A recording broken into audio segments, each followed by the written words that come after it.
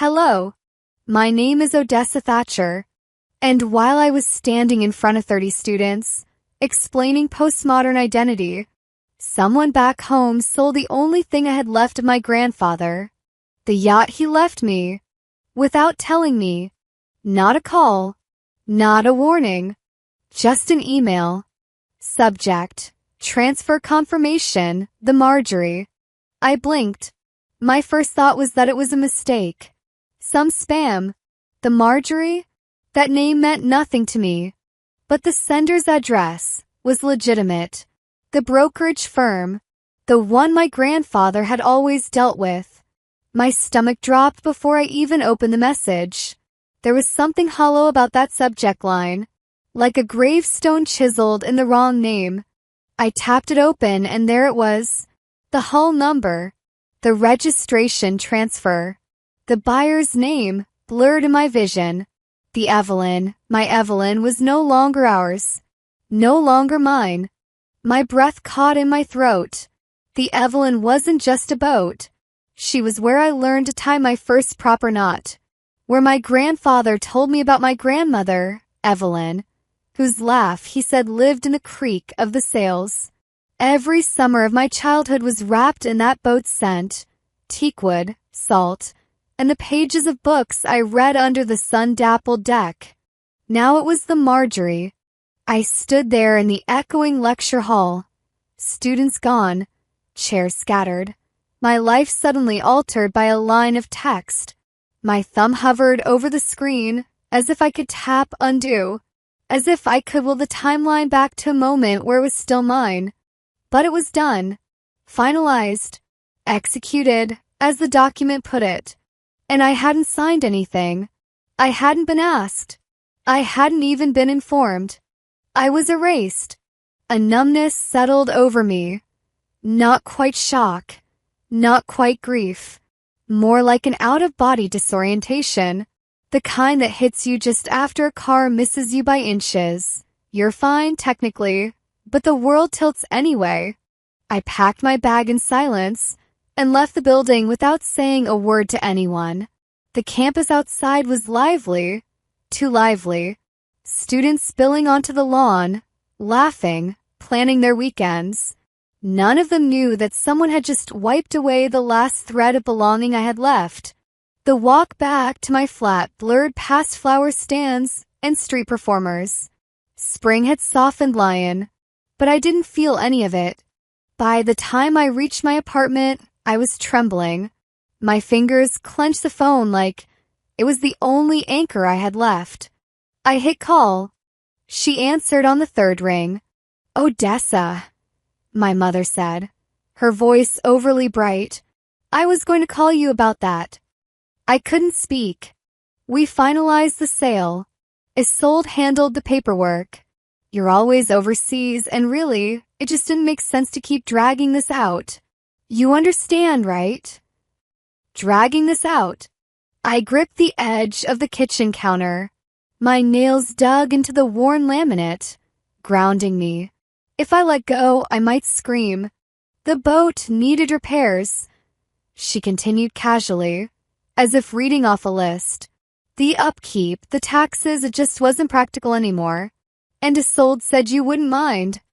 I forced my mouth to move. She said that. Yes, my mother said. She said you'd understand. You're always so focused on your academic work. It's not like you had time for the Evelyn anyway. Not like I had time. I'd flown back 3 summers ago, just to scrub barnacles off the hull.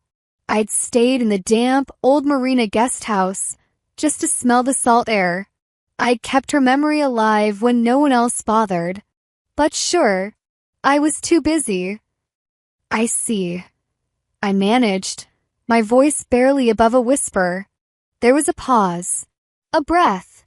She must have sent something.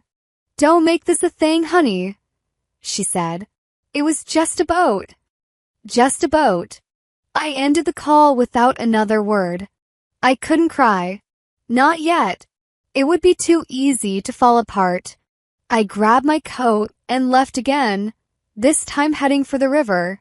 My feet moved on their own. guiding me through narrow alleys, down familiar cobblestones still slick from the afternoon drizzle. I passed the wine bar where my colleagues often met. I didn't stop. When I reached the docks, I slowed. It was quiet. A few boats rocked gently in their berths. Masts clinked and creaked. The water lapped in soft rhythm. And for a moment I imagined I could still hear the Evelyn's voice in the wind. I found a bench at the far edge of the pier and sat. My phone glowed in my lap, the email still open. The Marjorie. It wasn't a coincidence. They'd renamed her after my sister. Of course they had. Isolde, the golden one, the lawyer, the one who always knew how to phrase things in ways that made theft sound like management. She'd never even liked the sea, but she liked control. She liked the optics of ownership.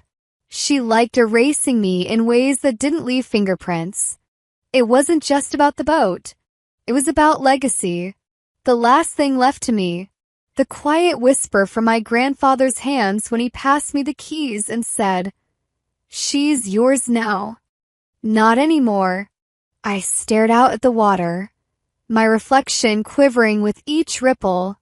I hadn't lost a boat. I'd lost the one piece of evidence that someone had believed in me, that I mattered, that I wasn't just the leftover daughter, too far, too quiet, too academic to be real to them. And worst of all, they didn't even think it was worth telling me. The next morning came gray and restless, the kind of morning that felt like a bruise you couldn't touch without wincing. I hadn't slept. Every time I closed my eyes, the name flickered behind them, the Marjorie. It circled my thoughts like a vulture that refused to land. I sat at my kitchen table, a mug of untouched coffee cooling beside me. The silence of my apartment felt too clean, too distant. The only thing I could hear was the faint hum of the refrigerator and my own pulse in my ears. Something pulled me toward the nightstand drawer, the one I rarely opened. It held the things I didn't want to face, old letters, bills, the kind of personal clutter that belongs to another version of yourself. When I slid it open, dust stirred. On top of a stack of faded photographs lay a birthday card. The handwriting stopped my breath halfway. The slanted cursive, firm even in its age, was his. "Freedom is your birthright." It read, "This yacht isn't a gift. It's my permission for you to sail as far as you dare." I ran my thumb over the ink. It had bled slightly, like tears that had already dried. For a second, I could almost smell the sea air again, salt and varnish and the faint sweetness of his aftershave. I remembered how he'd taken my hands and placed them on the wheel, saying, "You'll always find your way if you listen to the wind." The memory ached. Slowly, painfully, it turned from warmth to anger. If the yacht was his permission, then what they'd done wasn't just theft, it was revocation. They had taken back the only freedom he'd ever granted me. I placed the card flat on the table and whispered, "You trusted me, didn't you?" My voice cracked in the empty room. At my desk, the computer screen glowed in the dim light. I logged into the French port registry first, then the Charleston database. My fingers moved with a calm I didn't feel. The new name appeared again, the Marjorie. I stared at it, tracing the letters on the screen with my fingertip. They hadn't just sold it. They'd rebranded it. They'd replaced history with marketing. The name was more than sentimental. It was symbolic. The Evelyn had been about endurance, about keeping something alive through storms. The Marjorie sounded like a product, not a legacy. I printed the document, each word of the printer feeling like a heartbeat, steady and condemning. Then another thought hit me, sharp and cold. If they changed the name, they had to file for new documentation, which meant paperwork. And if there was paperwork, there were signatures. I opened a spreadsheet and started listing what I knew. Registry number, sale date, new ownership, tax filing. Every entry made my breath steadier. Every keystroke took me further from grief and closer to control. But control felt lonely. I sat back in my chair and stared at the half-lit room. My phone buzzed once, a message from a student reminding me about a paper deadline. I ignored it. There were more urgent lessons waiting for me. I went to the closet and pulled out a shoebox filled with old photographs. It smelled faintly of cedar and salt. Inside, I found one that stopped me cold. Me and my grandfather on the deck of the Evelyn, both of us squinting into the sun. His hand rested on mine, guiding the wheel. The corners of the picture were worn, the colors fading, but the feeling was intact. Pride, safety, belonging. I pinned it next to the printed registry on the corkboard above my desk. 2 truths. One stolen, one remembered. The hum of the printer started again as I printed out the transaction record, the date of sale, the contact information of the buyer. I didn't know exactly what I was building, but it looked like a case file. Or maybe a confession. The room felt different now. Not lighter, but sharper. The air seemed to hum with purpose. My grief wasn't dissolving. It was hardening into something usable.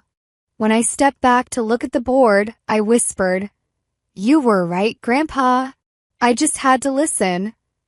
Outside, the rain had turned into a soft drizzle. The light from the desk lamp cast a faint reflection across the printed pages, as if they were glowing from within. They thought silence would keep me compliant. They thought distance meant defeat. They were wrong. I pressed the button on my printer again. The sound filled the apartment like a slow drumbeat, methodical, quiet, relentless. Each page that slid out was a small act of defiance. I taped another photo next to the registry. This one of the Yacht's nameplate from years ago. The Evelyn, etched in gold against a navy hull. Then I stood back and looked at all. The documents, the card, the photo, the proof of what used to be. 2 names, 2 stories. One they wrote for me. One I refused to forget. The apartment felt less like a place to hide now, more like a watchtower. I didn't know where this path would lead. Only that silence was no longer an option. And somewhere across the ocean, the people who erased me were probably celebrating. Let them. The tide always comes back. By the next afternoon, the rain had turned the streets into sheets of dull glass. I sat at a cafe near campus, the kind of place where the noise of cups and silverware usually drowned out thought. Today, it only made the silence in my head louder. My phone rang, and when I saw Clive's name flash across the screen, I knew it wasn't going to be casual. He didn't bother with pleasantries. The notary's seal doesn't match any official listing in South Carolina, he said, his tone clipped, all business. And the signature pressure? Yours looks natural. The other one, performed, practiced. For a moment, I watched raindrops chase each other down the window. My reflection looked strange, distorted by the water.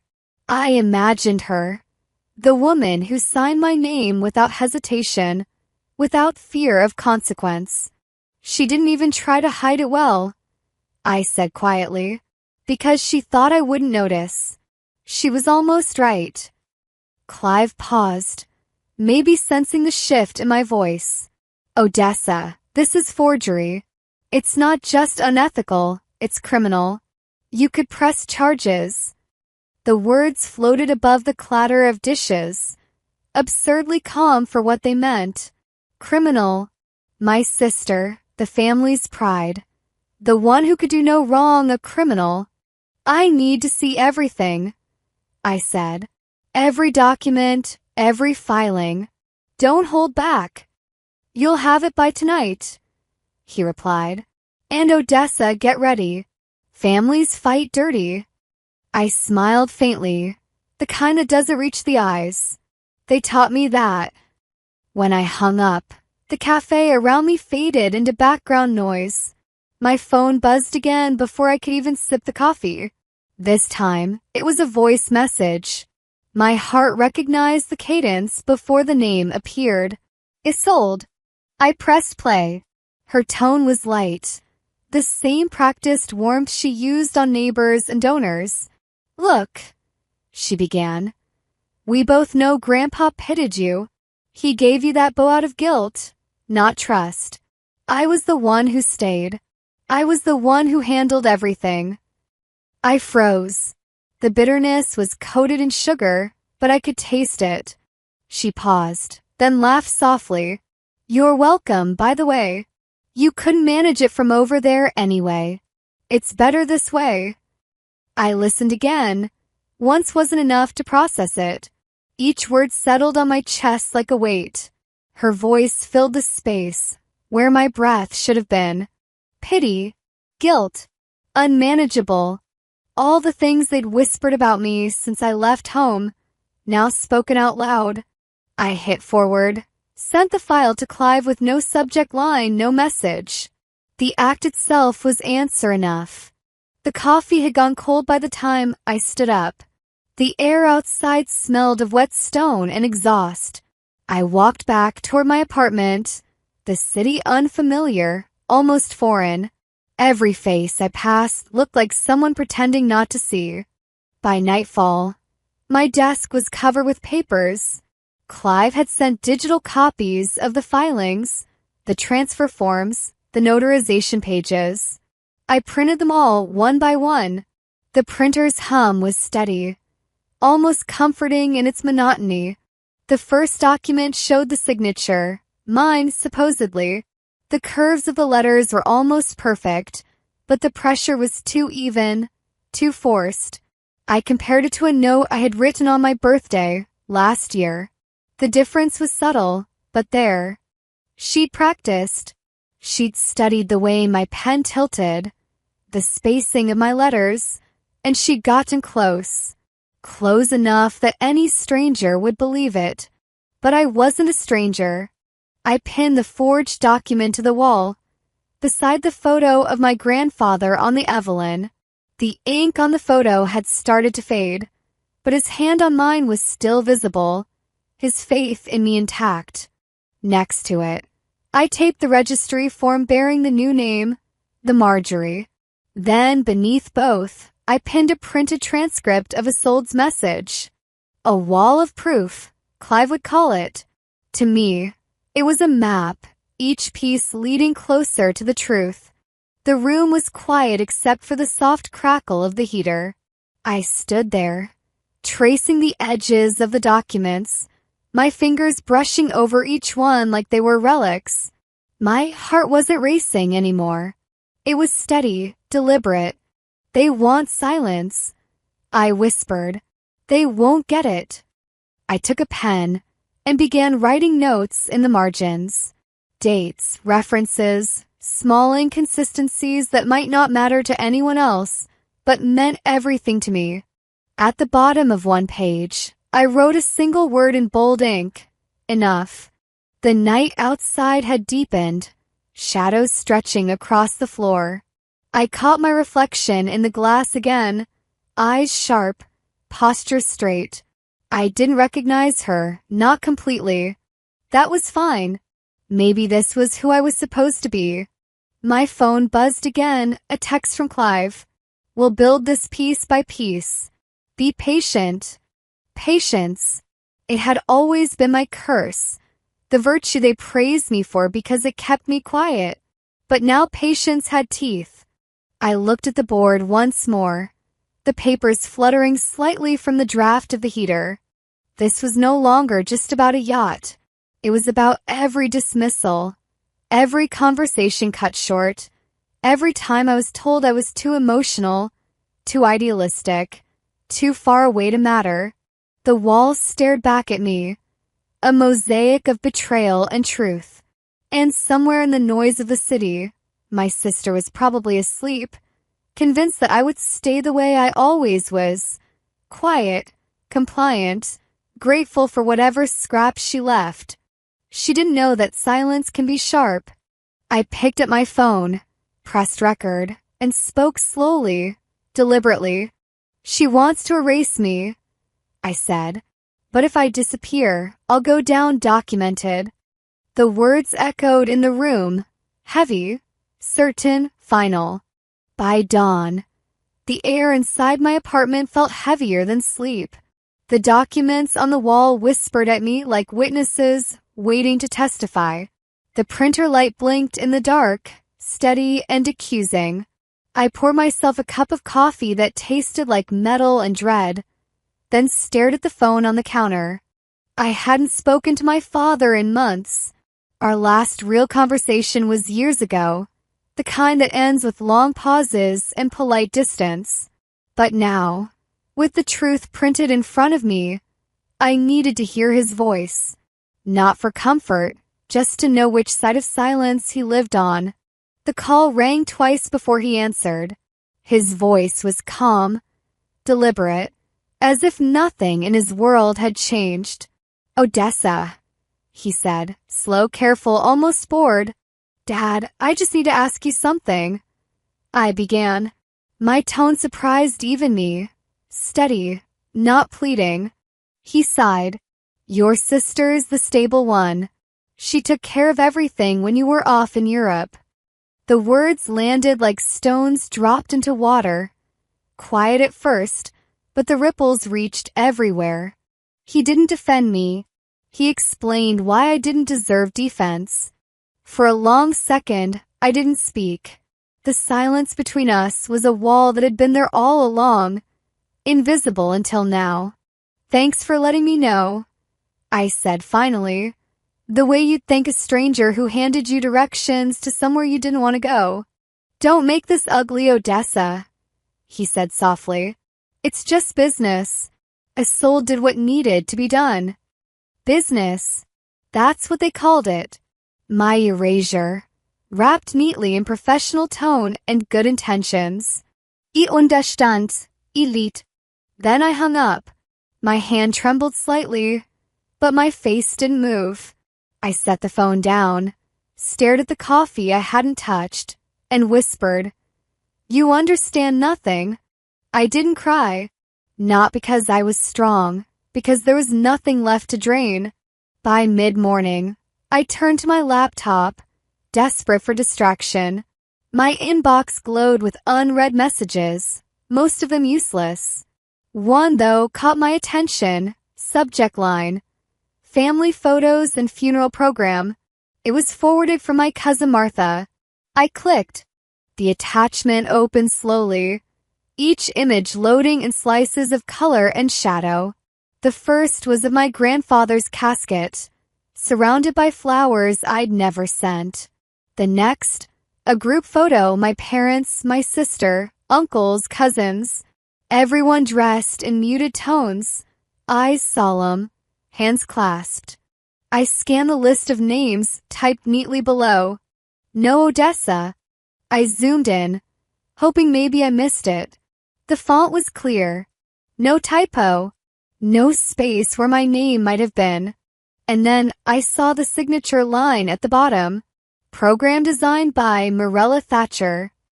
My mother had written me out of his goodbye. It wasn't an accident. It was intention printed in ink. I sat there. The image of my family gathered without me searing into my brain. The room seemed to shrink. My pulse echoed in my throat. My hand clenched around the mouse until plastic cracked. A frame on the shelf tipped over, fell, and the glass shattered across the floor. I didn't move to pick it up. I just watched the fragments catch the morning light. That's when I realized they hadn't just sold my inheritance. They'd buried my name. The grief didn't come as tears. It came as a chill that sank into my bones.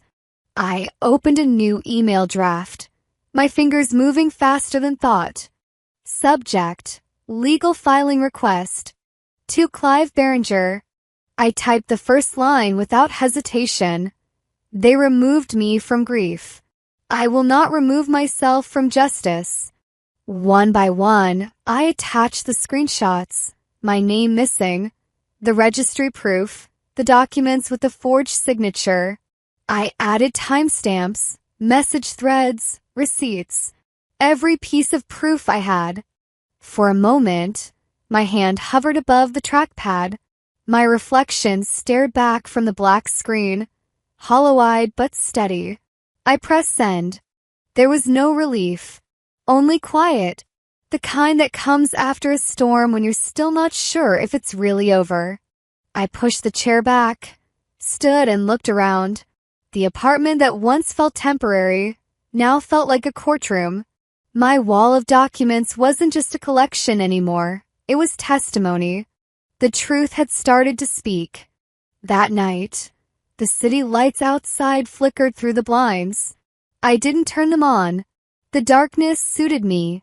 It hid the exhaustion, the disappointment, the years of trying to earn love that should have been given freely. Somewhere out there, my mother was probably sipping wine, telling friends about how hard it was to raise two daughters so different.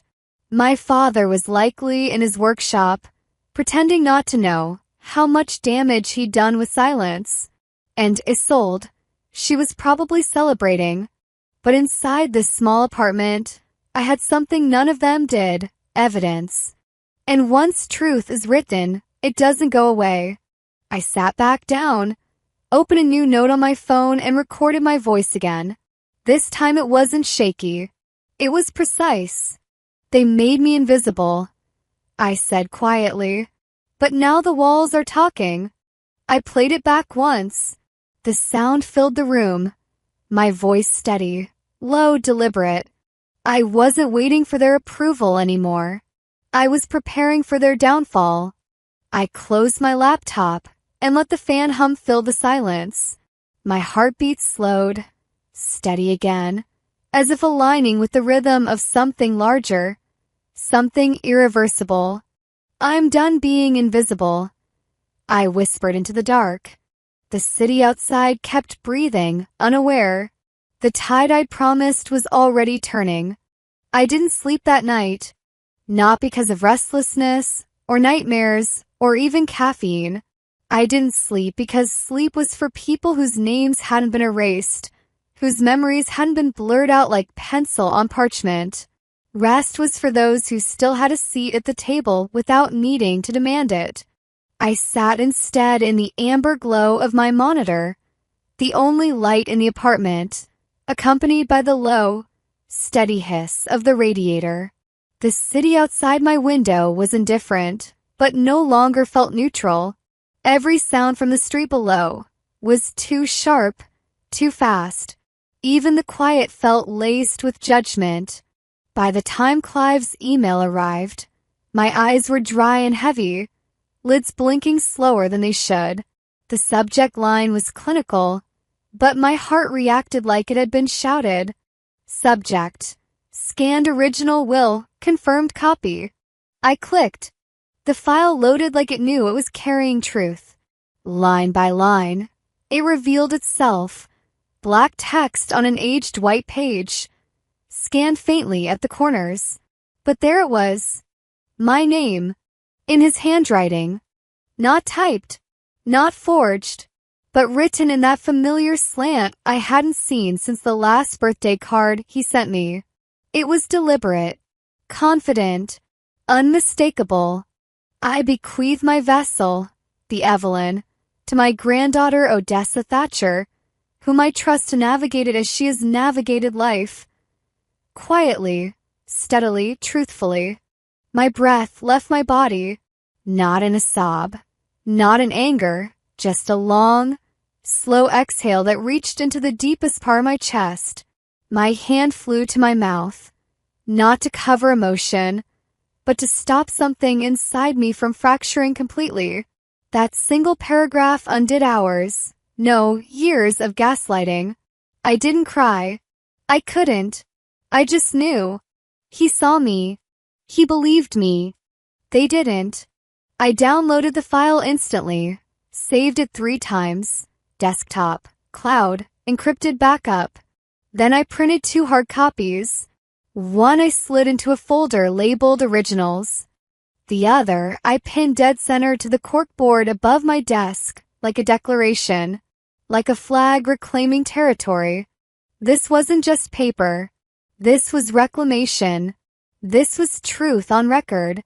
10 minutes later, another ping. Another email. This one from a name I hadn't heard in over a decade. Ray Mallory. Subject: The Evelyn, remembering.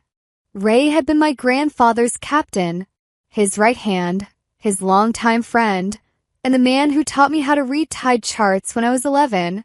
I hadn't spoken to him since before high school. His message was brief.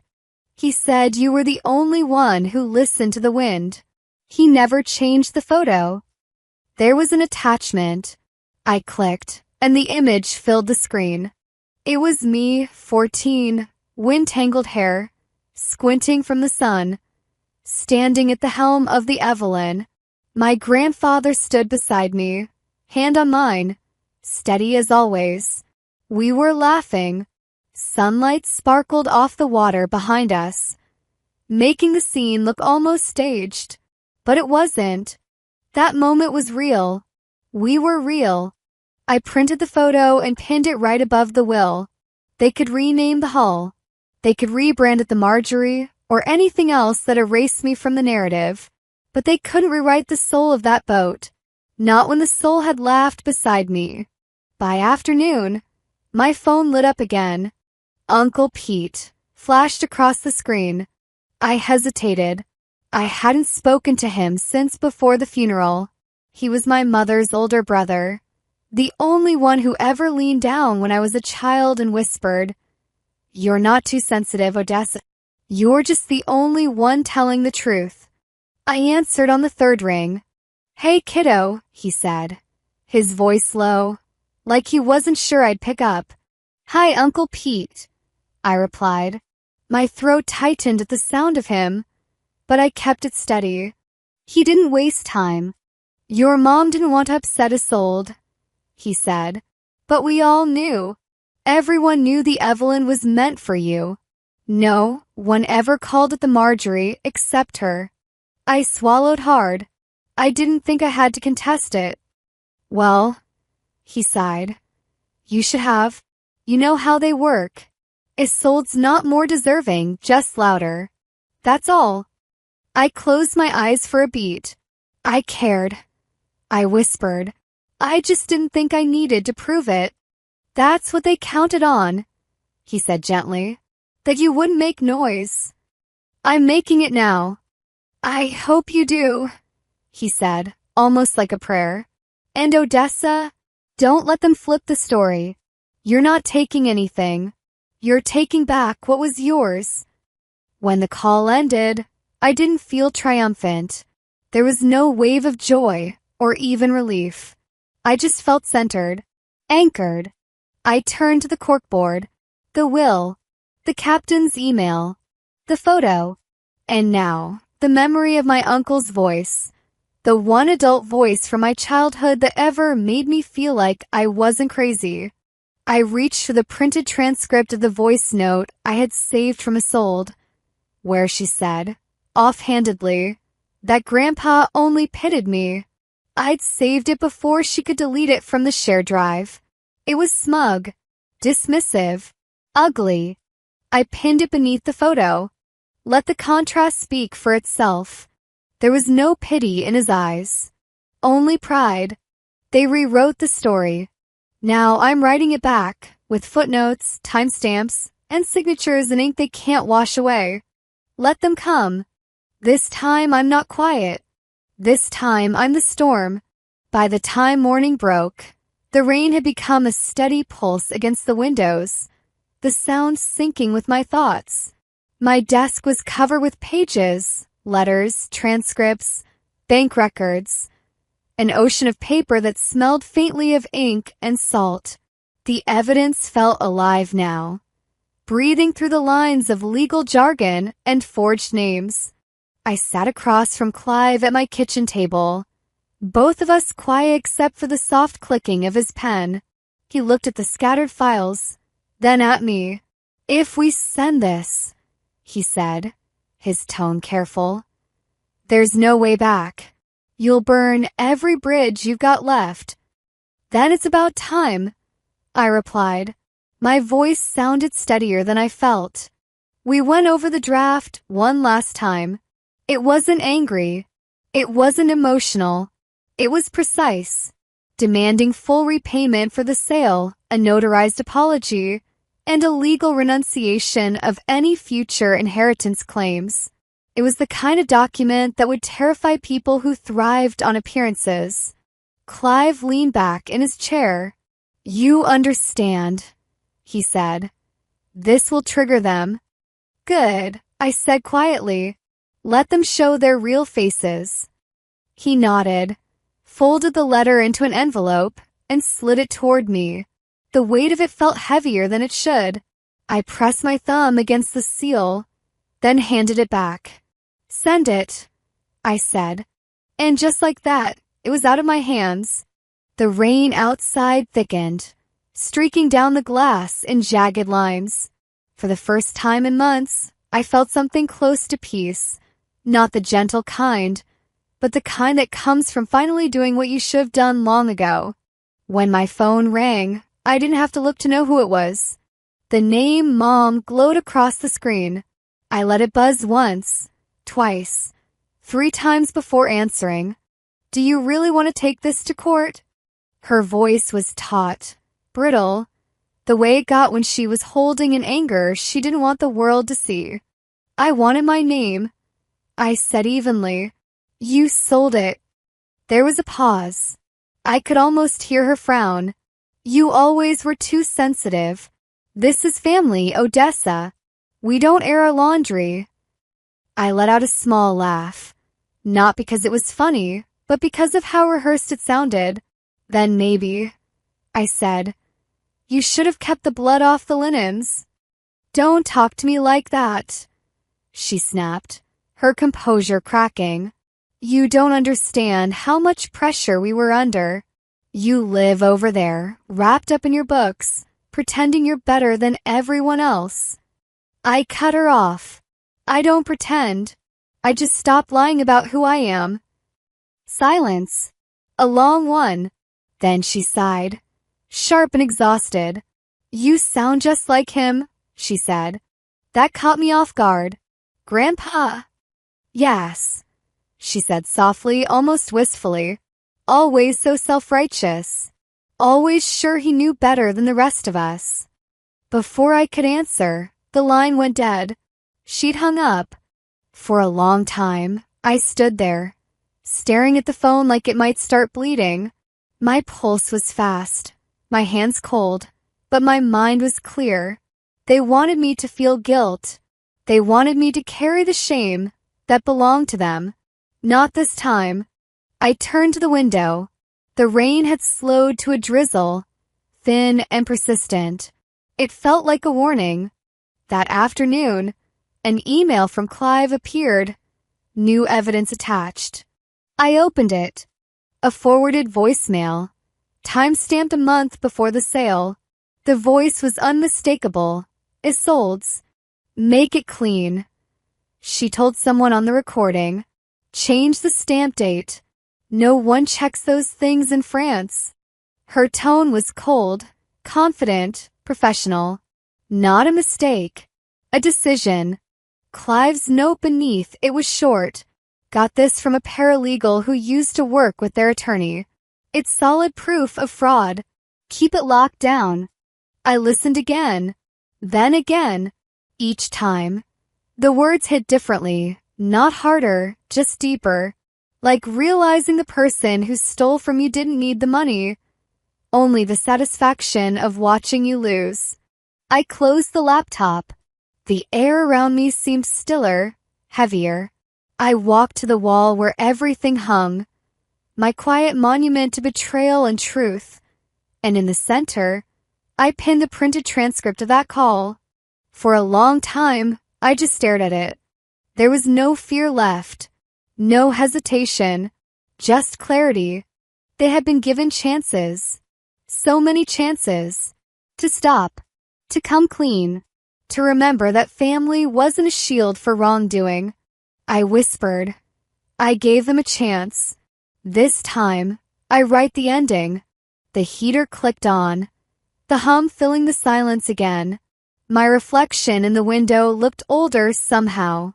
Sharper, calmer, untouchable. I turned off the lights and let the rain be the only sound. Some people mistake silence for surrender. I've learned it's often the sound of preparation.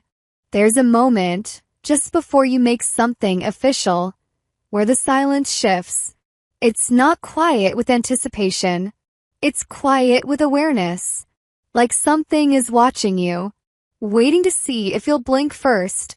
That night, I sat in the near dark of my apartment, the only light coming from a desk lamp whose bulb was just starting to flicker. Shadows stretched long and dramatic across the walls, casting my reflection against the glass of the window. My phone lay face down on the desk beside me, but I didn't need to check it. Clive had texted earlier. I already knew what it said. The suit had been filed. Fraud. Forgery. Civil damages. No more hoping for apologies. No more drafts written and deleted at 2 a.m. Trying to soften the truth into something they'd accept. No more waiting for them to do the right thing out of love, or shame, or anything remotely resembling decency. They had made their choices. Now I was making mine. I turned the phone over slowly, unlocking it. As if on cue, it buzzed in my palm. A name flashed across the screen. One that still made my stomach tighten even after everything. Mirella. My mother.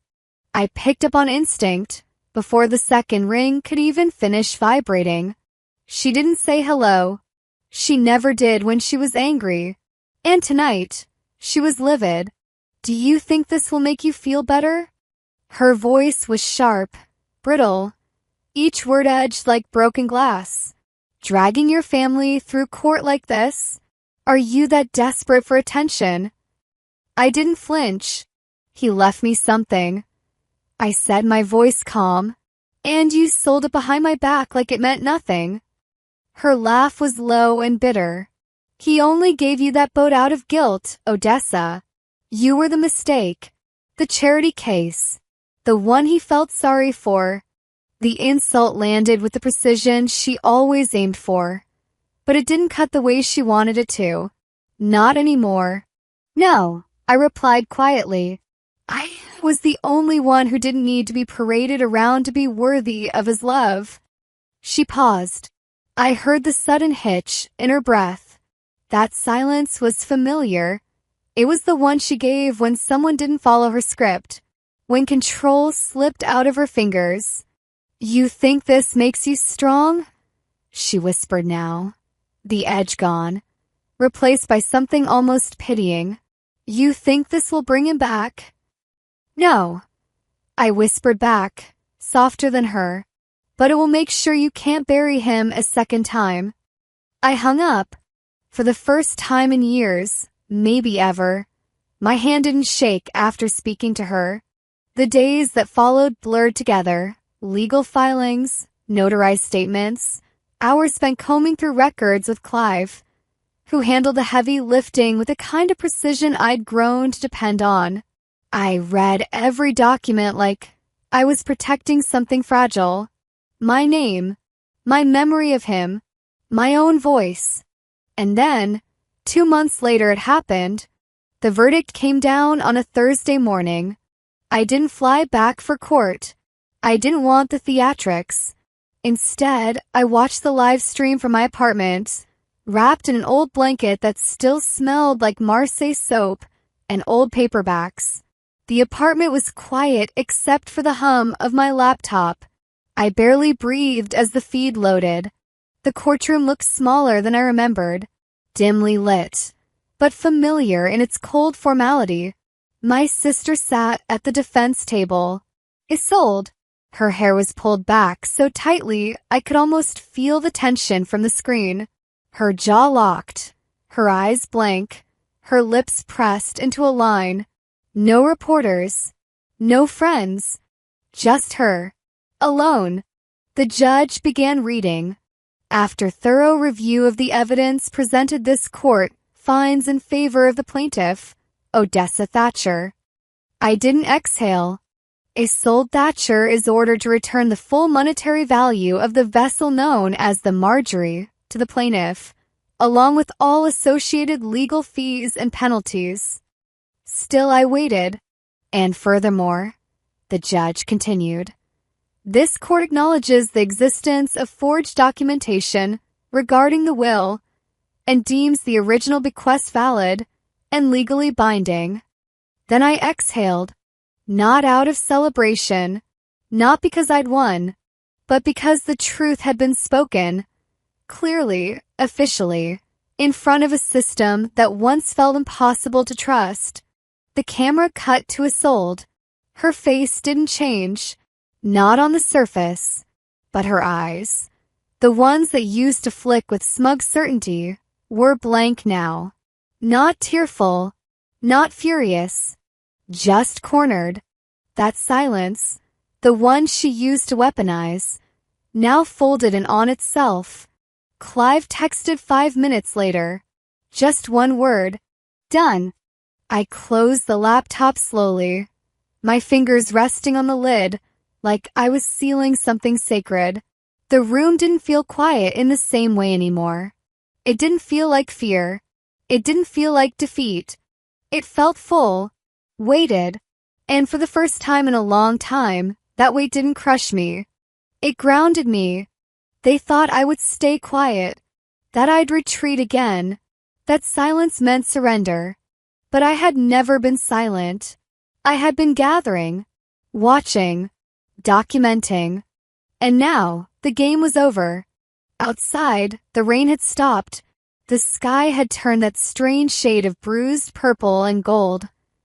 Like even the sky had been holding its breath and could finally exhale. I sat by the window. No tears, no grin, no dramatic outburst. Just stillness. She stole the boat.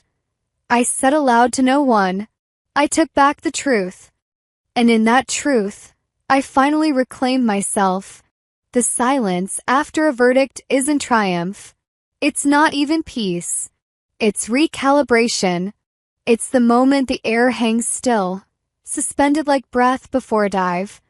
Before your body decides whether to fight, float, or drown. It's the slow mental inventory of who's still standing, what pieces remain, and whether the ground beneath you is finally solid, or just another illusion you haven't yet tested. I sat with that silence, like an old companion.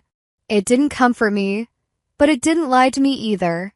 It was taut, unforgiving, and absolutely necessary, like a bandage pulled tight across a wound, not because it doesn't hurt, but because it holds you together while you learn how to heal. A week later, I flew back to Charleston. The airport was quieter than I remembered, or maybe I had just changed. I wasn't scanning faces for answers anymore. I wasn't holding my breath for ghosts. Clive met me early Monday morning. His office still held the same scent, aged paper, bitter coffee, and a trace of the stubborn integrity that came from decades of fighting for clients no one else would. The blinds were slightly crooked, the carpet threadbare in spots. But I realized something. This place had never needed polish. Just truth. He didn't greet me with a smile or small talk. Just slid a thick manila envelope across his desk, his eyes steady on mine. I opened it with fingers that no longer shook. They signed, he said, voice low and final. It's done. Isolde is officially removed from all remaining inheritance claims. No appeals. No contingencies. Just a single, clean signature. Hers. I exhaled, not in relief, but in confirmation. I had known this moment would come. I just didn't know how it would feel when it did. So that's it? I asked, my voice almost foreign to my own ears. Clive nodded once. That's it. She wanted legacy. You wanted freedom. You both got what you came for. No celebration, no confetti, just the unshakable certainty of resolution. I didn't smile. There wasn't room for that yet. But I nodded. Slowly, powerfully. That same day, I walked to the docks alone. The sun was pale and patient, just starting to warm the wooden boards beneath my shoes. The water below moved gently, as if even the tides were taking a breath. There, at a modest community center overlooking the harbor, the plaque ceremony had already begun. No press, no fanfare, just quiet faces, fishermen, teachers, boat mechanics, a retired Coast Guard captain, people who understood wind and tide and grit. The scholarship had a name now. Legacy by Sea. It wasn't about revenge. It wasn't about taking anything back. It was about planting something new in a place that had once been stripped bare. The scholarship would go to girls who wanted to learn to navigate, to study oceanography, or simply to stand behind a wheel and believe they could captain their own future. It was memory but repurposed.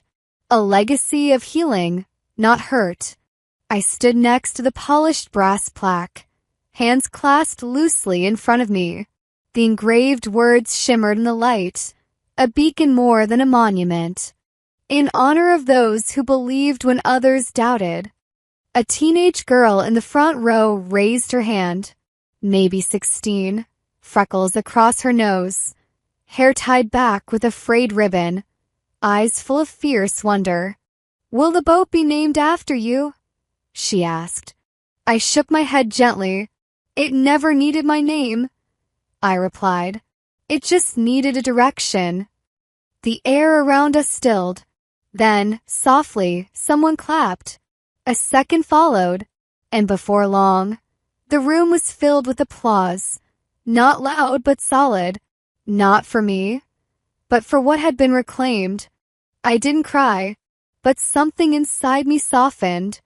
Later that evening, I returned to the stretch of dock where, months ago, I had scattered rose petals after Grandpa's funeral.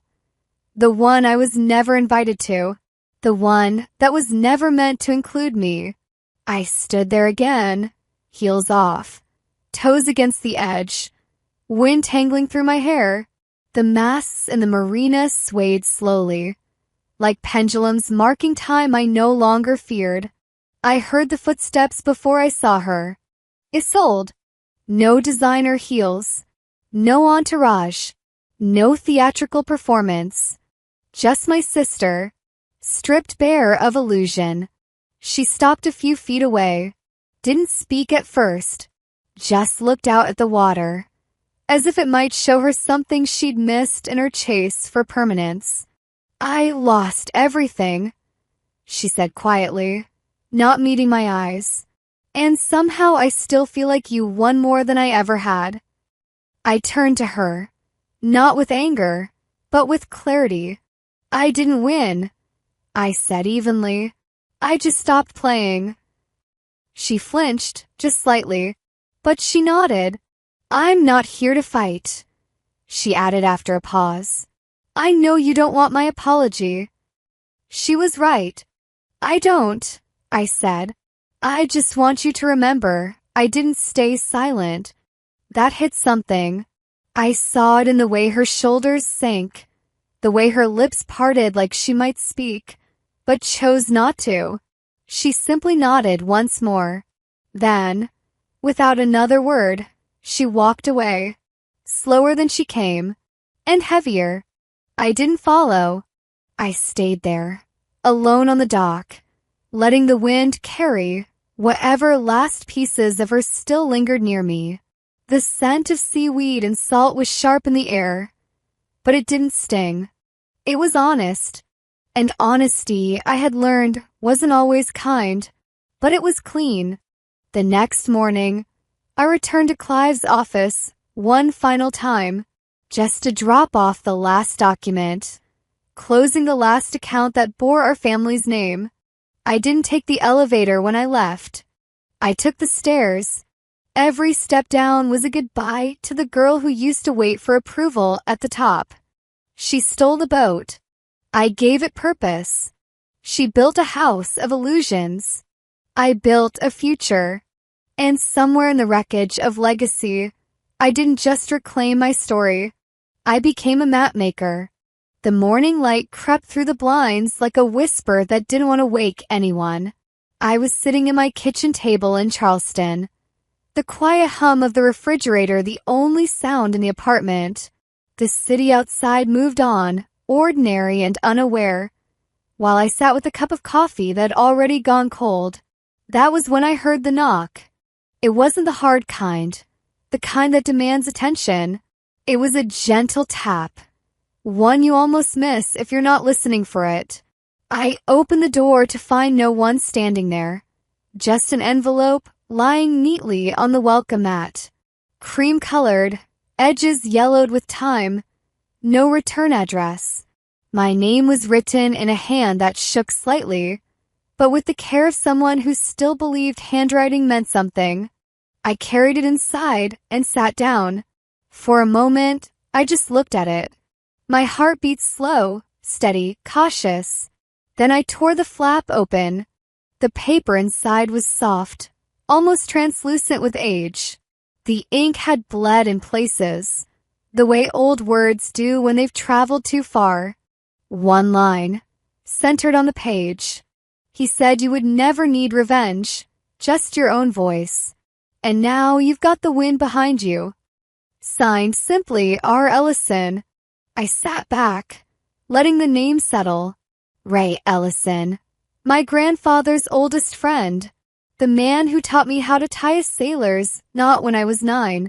The one who had stood beside him in every photo on the dock.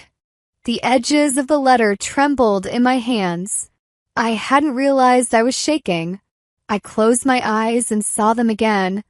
2 old men standing on the deck of the Evelyn, laughing over some joke I was too young to understand.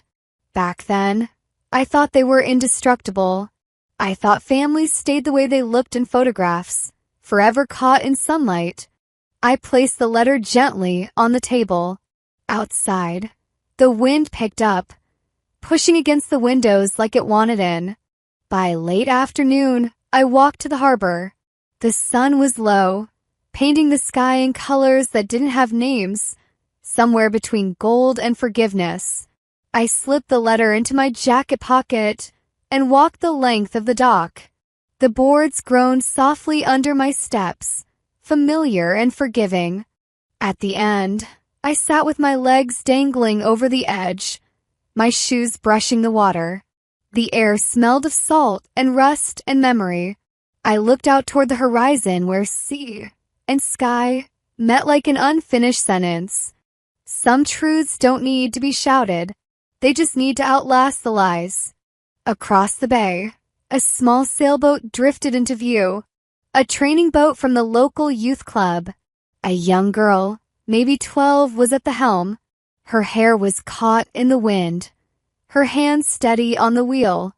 She reminded me of myself, back when the world still felt like something you could steer. The wind shifted, filling her sail, carrying her forward. I smiled, not fully, but enough. When I got home that evening, the apartment was darker than usual. The first chill of autumn had crept in, wrapping itself around the furniture, settling into the quiet. I didn't turn on the lights right away. I wanted to feel the stillness before I disturbed it. The fire in the small living room crackled softly. I lit it out of habit, not for warmth, but for company.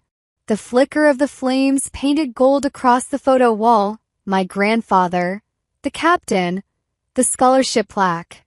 I placed the letter into a shadow box beside that plaque. On a small strip of paper, I wrote 3 words and slid them beneath it. Legacy, properly kept. That was it. No ceremony, no audience, just acknowledgement. I sat in my armchair with a cup of tea, the steam curling up like the ghost of something kind. My shoulders dropped for the first time in years. The tension I hadn't noticed carrying loosened slowly, like a rope untying itself. I didn't feel triumphant. I didn't feel vindicated. I just felt whole. I looked around my living room. Small, quiet. Mine. No marble floors. No paintings of ancestors staring down from gilded frames. Just the ticking of a clock, the warmth of a fire, and the sound of the sea faint through the glass. I thought about forgiveness, not the kind you say out loud, but the kind that happens when anger no longer fits where it used to live. I don't hate them, I said softly into the room. I just won't kneel where they buried me again. The words felt final. Not bitter, not brave, just true. Outside, the wind rattled gently against the windows, like the sea was speaking from far away. I took a sip of my tea, the warmth spreading through me in slow waves. The sound of the harbor in the distance mixed with the rhythm of my heartbeat, even, steady, alive. I set the cup down and leaned back, letting my eyes drift toward the letter on the shelf. He was right. Revenge was never the goal. The goal was to find my voice again. And now I had it. Sometimes, justice doesn't come with a gavel or a headline. It comes when you stop chasing approval and start standing in your truth. And maybe that's the real inheritance. Not the yacht, not the apology, but the quiet strength of finally choosing yourself. Have you ever been erased by your own family? Let me know in the comments. And if stories like this speak to you, subscribe for more. The next chapter might be yours.